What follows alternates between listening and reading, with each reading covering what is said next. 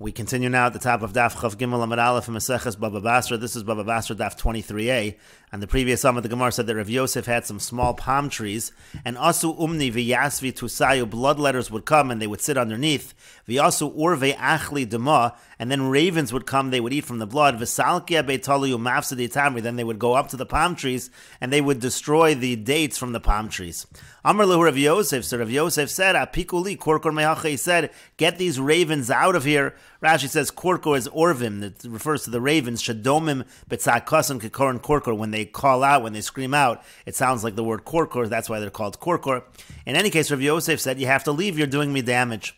Amar le Abaye, so Abaye said to him, he said to Rav Yosef, v'hagramahu, but this is grama, it's an indirect kind of damage. Amar le said back to him, hachi amar Rav Tube bar Masna, this is what Rav Tube bar Masna says, zos omeres grama bin izakin aser, that when it comes to grama by damages, it is in fact prohibited. But the Gemara continues, but don't they have a chazaka? This is where they always do their bloodletting. They should be allowed to stay here. The Gemara says to that, Hamar of Nachman Amar Rabba bar Avur. Rav Nachman says that Rabba bar Avur says, Ein chazaka l'nizakin. You can't establish a chazaka in situations where you're causing damage.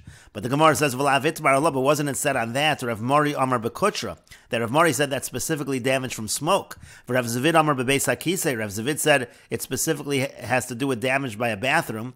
Rashi says bekutra is ashan against smoke. Bebeis hakisei sha'al gabe karka, means to say a beis hakisei on land. V'nira le'einayim shekachayu bate kisos shalohen. That's how their bathrooms were set up. And so again, therefore, the idea of ein chazak l'nizakin applies only in those specific scenarios, but over here maybe they can establish a chazaka. Amar le, so he said back to him, Hani lididi danina datoy, for me, I'm very sensitive. This is what Rav Yosef was saying. I am very sensitive, so therefore, kikutro beis hakisei damuli, the damage that's happening is to me. It is the same as situations with smoke and with bathrooms, and so therefore, again, I'm able to say ein chazaka l'nizakin, and they have to leave. And the Gemara continues with the Mishnah, Marchikin es hashovach min ha'ir chamisha ma'ama. A person has to distance his dovecote from the city 50 amos. V'lo yasa adam shovach besoch shalo, and a person should not set up a dovecote in his property, ela imkein yesh lo chamisha ma'ama l'chol ruach, unless he owns the property 50 amos in every direction. The idea is you don't want the doves to cause damage to others, to eat other seeds. Rabbi Yehuda says, beis arba'as kor, and you have to leave more space. It has to be the amount that you plant 4 core of seeds. Shagar hayona, that's the amount that a dove travels. Now let's say he bought the dovecote, so then afilu base rova, even if it's just a base rova in every direction, which is a much smaller amount, harehu bechazkaso, still in that case there's a chazaka. He's already established a chazaka that the dovecote can be there, and therefore he is allowed to keep it in that fashion. And Rashi explains, marchikin hashovach min ha'ir shayonim mafsiden zirone ginos, because the doves, they would damage, they would eat the seeds of the gardens. That's why the dovecotes have to be far away from the city. Also, if he has one, he has to make sure that he amos the property 50 amos in every direction, so that they don't damage the field of his friend. And Rashi continues, Mole Shagar Hayoner. Rabbi Yehuda's opinion is that you have to distance the amount that it flies, merutzas prichasa pa'amachas, meaning the amount that it flies in a single flight. And finally, the Mishnah said, Vimlochu kemoshu im akarka. Let's say he buys the dovecote with the land. Afilu ein lo kol saviva v'lebeis rova hakav. Even if it's only surrounded by an area where you plant a quarter of a kav, hareu bechazkaso. There you have a chazaka that it's allowed to be set up like that. Sharei huchzik b'horishon kain, because the first person who owned it, he already established that chazaka. And the Gemara says, Chamisha ma'ama v'sulo. You only have to distance the dovecote from the city or from the neighbors 50 amos, and that's it. Or a mini, but we have the following contradiction from a Mishnah in Bava Kama. The Mishnah in Bava Kama says, in Porson and Nishbin Leonim, you can't spread traps for doves, Elim Kain Haya Rachuk, Min Hayishav Shloshim Ris, unless he is 30 ris away from the Yishav, which is much more than 50 amos. The idea is that you don't want to trap doves that belong to private individuals, but in any case, you see that these doves travel much further than 50 amos. And the Gemara answers, Amar Abaya says, Meishat Shaiti Tuva, they travel very far. Uchrasayu B'chamishim Amsamalia, but they fill their stomachs within the first 50 amos, so that's why you don't have to worry if you own a dovecote. You don't have to worry beyond 50 amos, because they're not going to eat anything beyond 50 amos, but in terms of trapping them, they actually travel travel much further. Umeshat shloshim ris v'sulo. But the Gemara asks, do they travel 30 ris and that's it? They actually travel much more than that. V'atanya, we learned in a brayso uvayishav that in a settled area, afilu meya milo yifros. Even if it's 100 mil away, you can't spread those traps. And the Gemara answers to that. Rav Yosef Amar, Rav Yosef says, B'yishuv kramim. If there are vineyards along the way, so then they can travel much further, it's more of a concern. Rava Amar B'yishuv shovchin. Rava says if there are dovecotes along the way, then they can travel much further. They stop by various dovecotes. But the Gemara says that doesn't make sense. V'tepakle mishum shovchin gufayu. If there are other dovecotes along the way, so forget the one that's very far away. You can't have a trap because of these ones that are closer. And the Gemara says, no, the ones that are closer might not be an issue for a number of reasons. It could be that he owns those shofchin, meaning the person who's spreading the traps. Or maybe it belongs to a Kanani, it belongs to a non-Jew, that's not a concern. And if you want, we could say a third answer to Hefker, those are all ownerless, and so again, those are not a concern. And the Gemara continues at the two dots. The Mishnah said, Rav Yehuda Omer, Rav Yehuda says, Beis Arbas Kurin V'chuli, you have to separate by an amount of 4 kor, but then it said at the end of the Mishnah that if you bought it from somebody, so then we assume a chazaka was already established, and it can even be much closer.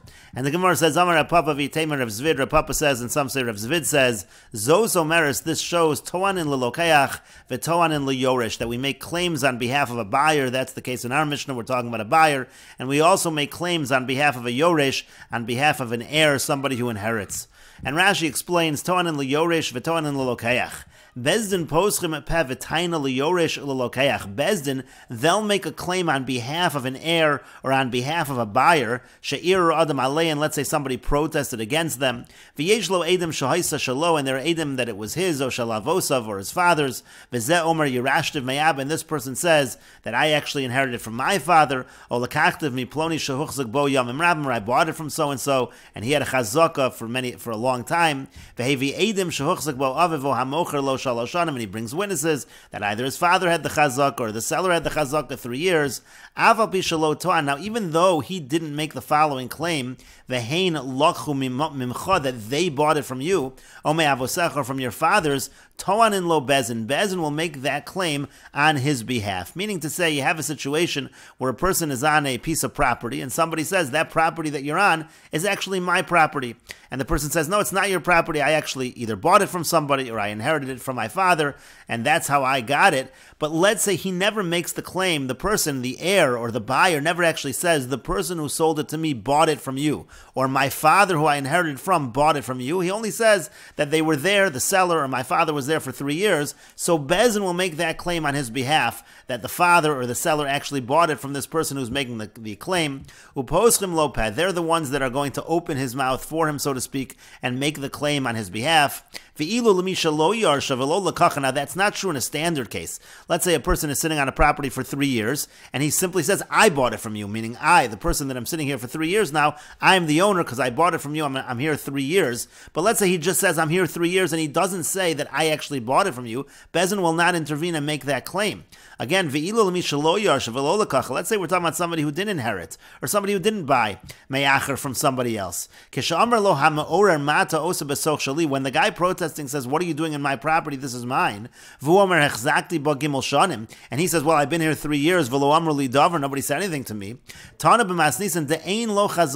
It says in the Mishnah that's not a chazaka. You have to have a claim with a chazaka. Now, our Mishnah says there is a chazaka. The Mishnah is teaching us that if he's saying that he bought it from someone else, not directly from the person who's making the protest, if someone's coming and protesting, he doesn't have to distance himself. So you see that we make a claim on his behalf, that the person he bought from must have made a deal with his neighbors that he could be this close, but most he paid it off until they agreed. The point is, obviously this is a different case. Here you're talking about a situation of allowing him to have the doves close to the neighbor, allowing him to have that dove coat close to the neighbor. And the case Rashi brought before is simply a It's simply an argument about who owns the property, but the idea, the principle is the same. The principle is, in general, when you make a chazaka, you have to have a claim. You have to make a claim along with that chazaka. But we're saying that if the person is saying that I bought it from someone else, and it's the someone else who would be the one having the claim and saying that he bought it from the person protesting, so their Bezdin actually will intervene and make the claim on behalf of the person who has the chazaka. And the Gemara continues, Yoresh Tanina. Now Yoresh, we really already learned that in a Mishnah. It says, Haba Mishum Yerush, if somebody's making a claim that he inherited a property, Eino Tzarech Taina, he doesn't need to make a claim, exactly what we're saying. Rashi says, Eino Tzarech Taina, Eino Tzarech Lomar, Atom Macharta Lavi. He doesn't need to say, you sold it to my father. Ella, Ra'isi Lavi Shechzik Ba, he just needs to say that I saw that my father had a chazaka. V'lo irer Adam Olav, and nobody protested against him. And the Gemara continues, Lokeach Nami, when it comes to a buyer as well, Tanina, we already learned that case in a Mishnah, there's a Mishnah later on, Lokach Chotzer ubazizin ugezus teros. Let's say a person buys a Chotzer and you have things projecting out of the Chotzer into the Rosh Hashanah, or you have balconies projecting out. Hareza becheskas, again there's a chazak over there, even though there is no particular claim. And so the question is, why do we need to teach it over here if we already have these cases taught? And the Gemara answers, Tzricha, it's necessary to teach both cases, meaning our case of the buyer by the dovecoats, and also the case later on where he buys the chotzer, which has things projecting into the Rosh Hashanah. We need both of these cases. Diashmin and Hasam, because if we only taught over there, Gabe Rosh Hashanah, when it comes to Rosh Hashanah, the Eimer Kones L'soch Shalohu, number one, we might be able to say that the person he bought it from, he was really withdrawing into his property. Really, it is all his property. It's not projecting into Rosh Hashanah. Inami Ochule Ochel B'nei Rosh Hashanah Gabe, or maybe the people of Rosh Hashanah, they were mochel, they forgave, they allowed it. Aval Ochelo, but here we might not say that. Ashmin and Hachan, if we just had this case over here, to Kavan the Yachidu, since the damage is just to a private individual, it's not to a Rabbim, Ema Piyusei Paisi, we can say that he appeased him. Inami Achuli Achal Gabir, we can say he forgave him.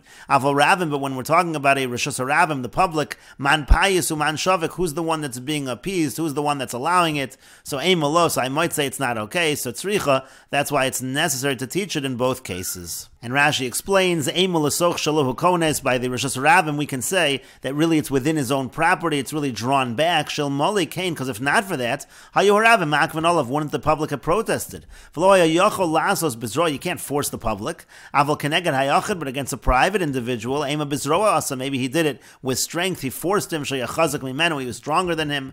And then the Gemara said the other way, by Rosh Hashanah, Man Payas, who's the one that can really be appeased? Who was even permitted to accept money on behalf of the public, Uman Shavik, and who can allow it, who's able to forgive in this situation. And the Gemara continues at the two dots. The Mishnah said, again, you can have a chazaka by the case of the doves. And the Gemara says, but didn't Rav Nachman say that Rav Baravua said, Ein chazaka l'nizak, and you can't establish a chazaka when it comes to damages. How does chazaka even work over here? And the Gemara answers, Rav Mori says, Bekutra, that's talking about damage from smoke, which is particularly damaging. This we quoted above. And Rav Zvid Amar b'beis hakisei, and Rav Zvid says that's talking about damage from the smell of a beis hakisei. That's established. There's no chazaka for that. Again, that also was quoted above, but that would not apply. The fact that you can't have chazaka by smoke and by beis hakisei, that doesn't apply over here. Over here, a chazaka could be established, and we will continue with this discussion in the next video on Daf Chav Gimel Amid Beis.